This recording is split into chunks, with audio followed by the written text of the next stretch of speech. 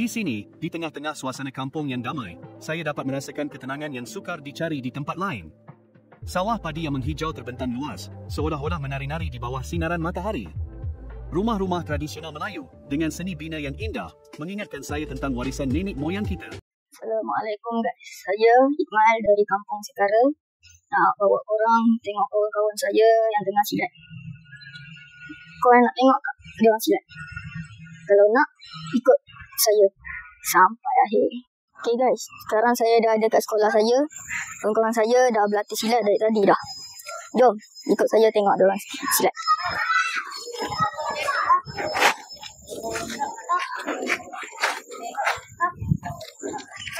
Tengok aktiviti seterusnya.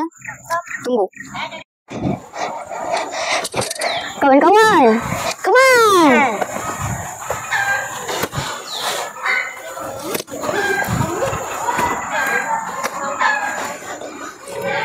Yus, kamu nak belajar silat? Boleh. Tapi silat yang asas-asas je lah. Boleh, nanti saya tolong ajarkan. Kawan-kawan, boleh tolong duduk kat belakang?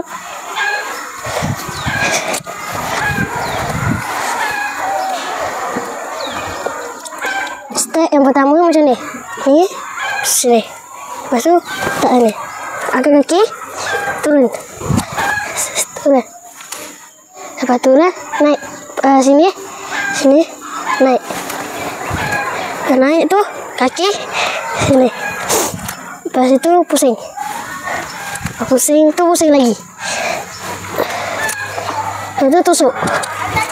Lepas tu, tusuk melintang. Lepas tusuk, pegang bola. Ibarat macam pegang bola. Lepaskan bola tu. Lepas tu, simpul. Masuk, cakar. Lepas cakar, angkat kaki, cakar lagi. Ni yang cakar yang terakhir. Lepas cakar, angkat kaki, turun. Lepas turun, simpul. Lepas tu naik.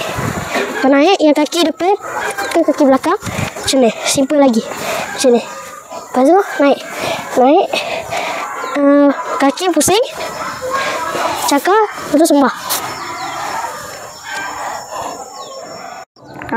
Tadi saya dah belajar sikit tentang silat. Sekarang kawan-kawan saya nak tunjuk macam mana kalau jumpa musuh.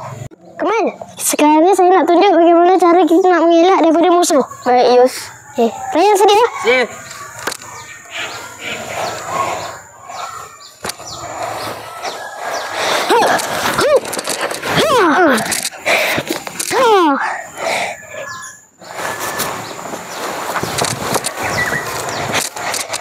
Okay, Kemal. Tadi cara nak mengelak. Sekarang cara nak menyerang sambil kunci.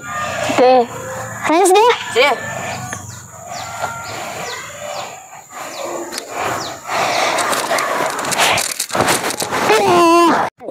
Sekarang saya nak temu bual dengan kawan saya iaitu Ryan.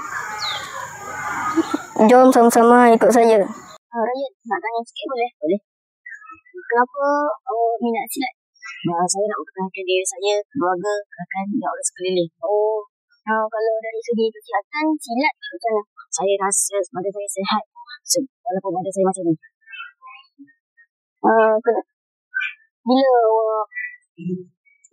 Bila awak bersilat? Hari ni kami silat waktu malam. Kadang-kadang satu minggu tu sendiri, kadang-kadang tak ada. Kat mana awak silat? Saya silat dekat Kampung Sekara. Itu saja. Terima kasih. Sama.